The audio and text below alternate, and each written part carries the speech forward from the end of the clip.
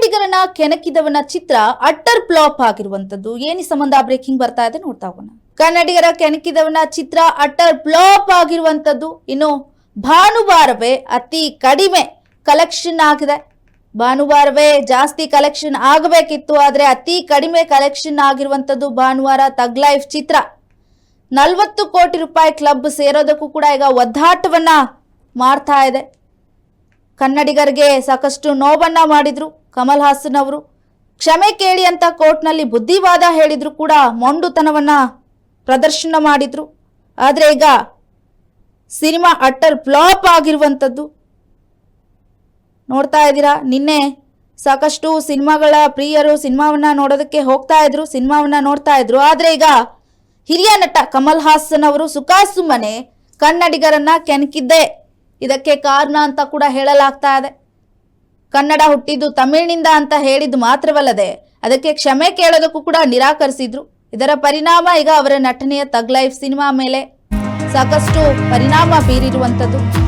ಕರ್ನಾಟಕದಲ್ಲಿ ಸಿನಿಮಾ ರಿಲೀಸ್ಗೆ ಅವಕಾಶ ಮಾಡಿಲ್ಲ, ಆ ಕಾರಣದಿಂದಲೇ ಕಲೆಕ್ಷನ್ ಕಮ್ಮಿ ಆಗಿದೆ ಅಂತ ಕೂಡ ದೊಡ್ಡ ಮಟ್ಟದಲ್ಲಿ ಮಾತುಗಳು ಕೇಳಿ ಬರ್ತಾ ಇದೆ. ಇನ್ನು ಸಿನಿಮಾ ರಿಲೀಸ್ ಆಗಿ ಈಗಾಗಲೇ 4 ದಿನಗಳು ಕಳೆದಿರುವಂಥದ್ದು. ಆದ್ರೂ ಕೂಡ 40 ಕೋಟಿ ರೂಪಾಯಿ ಕ್ಲಬ್ ಅನ್ನ ಸೇರೋದಕ್ಕೂ ಕೂಡ ಒದ್ದಾಡ್ತಾ ಇರುವಂತದ್ದು.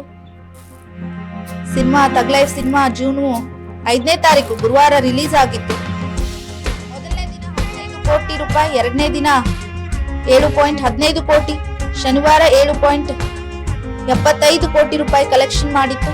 ಸಾಮಾನ್ಯವಾಗಿ ಭಾನುವಾರ ಎಲ್ಲಾ ಸಿನಿಮಾಗಳಿಗೆ ತುಂಬಾನೇ ಪ್ರಾಮುಖ್ಯವನ್ನ ಕೊಡಲಾಗುತ್ತೆ. ಸಾಕಷ್ಟು ಜನರು ಅವತ್ತೇ ತಮ್ಮ ಬಿಡುವಿನ ಸಮಯವನ್ನ ಇಟ್ಕೊಂಡಿರ್ತಾರೆ, ಅವತ್ತು ಸಿನಿಮಾವನ್ನ ನೋಡ್ಬೇಕಂತ ಅನ್ಕೊಂಡಿರ್ತಾರೆ. ಹಾಗಾಗಿ ಇದೀಗ ತಗ್ ಲೈಫ್ ಸಿನಿಮಾ ಕಷ್ಟದಲ್ಲಿದೆ ಅಂತಾನು ಹೇಳ್ಬೋದು. ಆದ್ರೆ ಈ ಸಿನಿಮಾ ಕೇವಲ 6.50 ಕೋಟಿ ರೂಪಾಯಿ ಗಳಿಕೆಯನ್ನ ಮಾಡಿರುವಂತದ್ದು. ಚಿತ್ರದ ಒಟ್ಟು ಕಲೆಕ್ಷನ್ ನೋಡೋದಾದ್ರೆ ಅಂದ್ರೆ ಈ ಏನು ಸಿನಿಮಾ ರಿಲೀಸ್ ಆಗಿ 4 ದಿನ ಕಳೆದಿತ್ತು, ಆ 4 ದಿನದ ಒಟ್ಟು ಕಲೆಕ್ಷನ್ ನೋಡೋದಾದ್ರೆ 36.90 ಕೋಟಿ ರೂಪಾಯಿ ಗಳಿಕೆಯನ್ನ ಮಾಡಿದೆ. 40 ಕೋಟಿನೂ ಅಲ್ಲ, ಅಲ್ಲಿ 40 ಕೋಟಿಗೂ ಹೋಗುತ್ತಾ ಇಲ್ವೋ ಯಾರಿಗ್ ಗೊತ್ತು. ಈಗಾಗಲೇ 4 ದಿನ ಕಳೆದಿದೆ.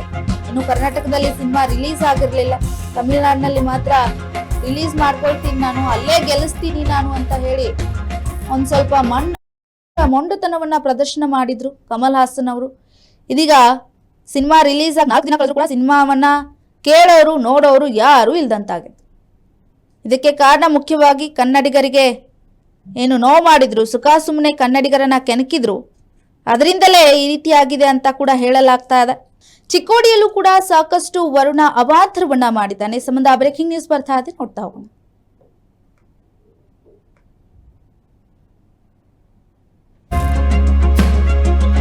ಚಿಕ್ಕೋಡಿ ವಿಭಾಗದಲ್ಲಿ ಉಪವಿಭಾಗದಲ್ಲಿ ವರುಣನ ಅಬ್ಬರ ಜೋರಾಗಿರುವಂತದ್ದು.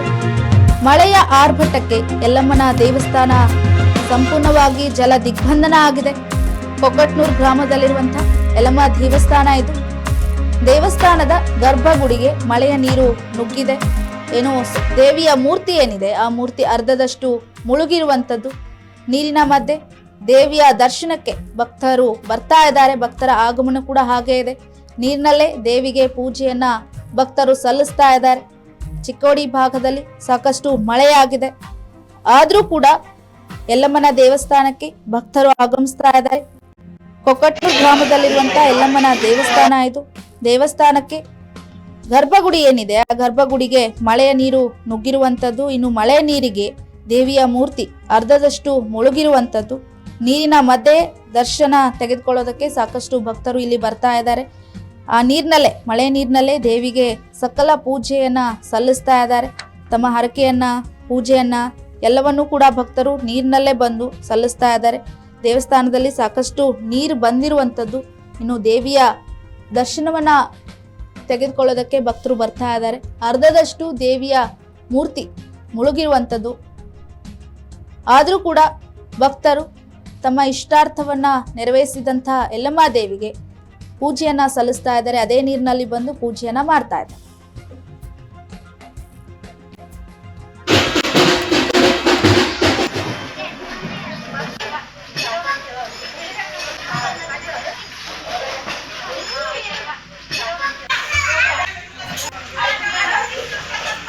ನೋಡ್ತಾ ಇದ್ದೀರಾ ದೃಶ್ಯಾವಳಿಯಲ್ಲಿ ಗಮನಿಸ್ತಾ ಇರ್ಬೋದು ನೀವು, ಸಾಕಷ್ಟು ನೀರು ತುಂಬಿದೆ, ಬ್ಯಾರಿಗೇಡ್ ಒಳಗಡೆ ಎಲ್ಲ ನೀರು ಬಂದಿದೆ. ಆದರೂ ಕೂಡ ದೇವಿಯ ಪೂಜೆಯನ್ನ ಭಕ್ತರು ಮಾಡ್ತಾ ಇದ್ದಾರೆ. ಸಾಕಷ್ಟು ಸಂಖ್ಯೆಯಲ್ಲಿ ಭಕ್ತಾದಿಗಳು ಕೂಡ, ಅಷ್ಟು ನೀರಿದ್ರೂ ಕೂಡ ಬರ್ತಾ ಇದ್ದಾರೆ, ಪೂಜೆಯನ್ನ ಸಲ್ಲಿಸ್ತಾ ಇದ್ದಾರೆ. ಅಲ್ಲಿ ಹೋಗೋದಕ್ಕೆ ಬರೋದಕ್ಕೆ ಕೂಡ ಸಾಕಷ್ಟು ಅವಾಂತರ ಇರುವಂಥದ್ದು ಮಳೆ ನೀರಿನಿಂದಾಗಿ. ಆದರೂ ಕೂಡ ಗರ್ಭಗುಡಿಗೆ ಬಂದು ಪೂಜೆಯನ್ನ ಸಲ್ಲಿಸ್ತಾ ಇದ್ದಾರೆ. ಇನ್ನು ಅಲ್ಲಿ ದೇವಸ್ಥಾನದ ಮಂಡಳಿಯವರು ಏನಿದ್ದಾರೆ ಅವರು ಕೂಡ ನೀರನ್ನ ತೆಗೆದು ಹೊರ ಹಾಕ್ತಾ ಕೆಲಸವನ್ನ ಮಾಡ್ತಾ ಇದ್ದಾರೆ. ಆದರೂ ಕೂಡ ಮಳೆ ನೀರು ಸಾಕಷ್ಟು ಒಳಗಡೆ ನುಗ್ಗಿದೆ ಗರ್ಭಗುಡಿಗೆ. ಇನ್ನು ಆ ನೀರಿನಲ್ಲೇ ಭಕ್ತಾದಿಗಳು ಬಂದು ಪೂಜೆಯನ್ನ ಸಲ್ಲಿಸ್ತಾ ಇದ್ದಾರೆ. ಗಮನಿಸ್ತಾ ಇರ್ಬೋದು ನೀವು, ಒಳಗಡೆ ಆರತಿಯನ್ನ ಮಾಡ್ತಾ ಇದ್ದಾರೆ. ಹೊರಗಡೆ ಭಕ್ತರು ಅಮ್ಮನವರ ದರ್ಶನವನ್ನ ತೆಗೆದುಕೊಳ್ತಾ ಇದ್ದಾರೆ, ಯಲ್ಲಮ್ಮ ದೇವಿಯ ದರ್ಶನವನ್ನ. ಇನ್ನು ಅದೇ ನೀರಿನಲ್ಲೇ ನಿಂತ್ಕೊಂಡಿರುವಂಥದ್ದು, ನೀರಿನಲ್ಲೇ ನಿಂತ್ಕೊಂಡು ನೀರನ್ನ ಆಚೆಗೆ ತೆಗಿತಾ ಇದ್ದಾರೆ. ಒಳಗಡೆ ನೀರು ಏನು ನುಗ್ಗಿದೆ ಆ ನೀರನ್ನ ತೆಗೆಯುವಂಥ ಕೆಲಸವನ್ನ ಮಾಡ್ತಾ ಇದ್ದಾರೆ. ಅಲ್ಲಿ ಸಂಪೂರ್ಣವಾಗಿ ಬಾಗಲವರೆಗೂ ಕೂಡ ನೀರು ಬಂದಿದೆ, ಅಲ್ಲಿ ಮೇಲ್ಭಾಗದವರೆಗೂ ಕೂಡ ನೀರಿದೆ. ದೇವಿಯ ಮೂರ್ತಿ ಏನಿದೆ ಆ ಮೂರ್ತಿ ಕಂಪ್ಲೀಟ್ ನೀರಿನಲ್ಲೇ ಇರುವಂಥದ್ದು. ಈಗ ನೀವು ನೋಡ್ಬೋದು, ಗಮನಿಸ್ಬೋದಲ್ಲಿ.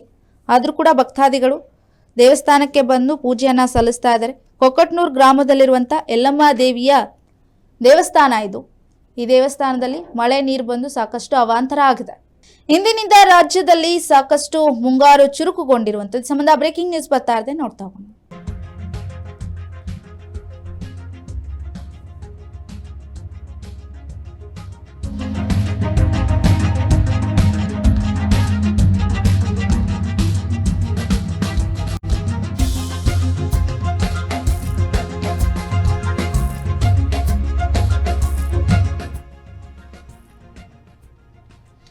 ಬೆಂಗಳೂರು ಸೇರಿ ಹಿಂದಿನಿಂದ ಮಳೆ ಜೋರಾಗಿ ಬರುವಂಥದ್ದು ಅಂತ ಹೇಳಿ ಯೆಲ್ಲೋ ಅಲರ್ಟ್ ಅನ್ನ ಘೋಷಣೆ ಮಾಡಿದ್ದಾರೆ. ಹಲವು ಜಿಲ್ಲೆಗಳಿಗೆ ಯೆಲ್ಲೋ ಅಲರ್ಟ್ ಘೋಷಣೆ ಆಗಿರುವಂಥದ್ದು.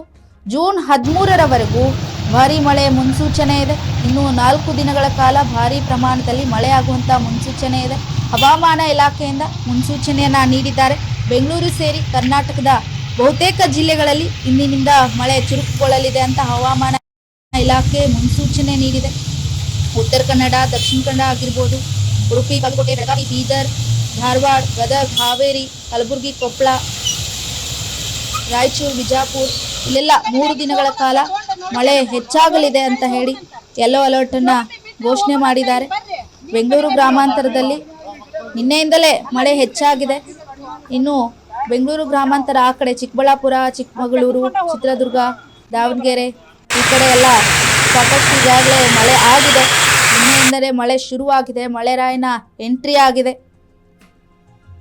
ಇನ್ನು ಸಾಕಷ್ಟು ಭಾಗದಲ್ಲಿ 4 ದಿನಗಳ ಕಾಲ ಮಳೆ ಆಗುತ್ತೆ ಅಂತ ಹೇಳಿ ಮುನ್ಸೂಚನೆಯನ್ನು ನೀಡಿದ್ದಾರೆ. ಈಗಾಗಲೇ ಎಲ್ಲ ಕಡೆಗೂ ಕೂಡ ನೋಡ್ತಾ ಇರ್ಬೋದು, ಸಾಕಷ್ಟು ವೆದರ್ ಏನಿದೆ, ಮೋಡ ಕವಿದ ವಾತಾವರಣ ಇರುವಂಥದ್ದು. ಇಂದಿನಿಂದ 3 ದಿನಗಳ ಕಾಲ, 3 ರಿಂದ 4 ದಿನಗಳ ಕಾಲ ಮಳೆ ಬರುವಂಥದ್ದು. ಹಾಗಾಗಿ ಹಲವು ಜಿಲ್ಲೆಗಳಿಗೆ ಯೆಲ್ಲೋ ಅಲರ್ಟನ್ನು ಘೋಷಣೆ ಮಾಡಿರುವಂಥದ್ದು. ಇದಿಷ್ಟು ಇವತ್ತಿನ ಪ್ರಮುಖ ಅಪ್ಡೇಟ್ಸ್. ನಿರಂತರ ಸುದ್ದಿಗಾಗಿ ನೋಡ್ತಾ ಇರಿ ಜನಶ್ರೀ ನ್ಯೂಸ್, ಇದು ಜನರ ಧ್ವನಿ.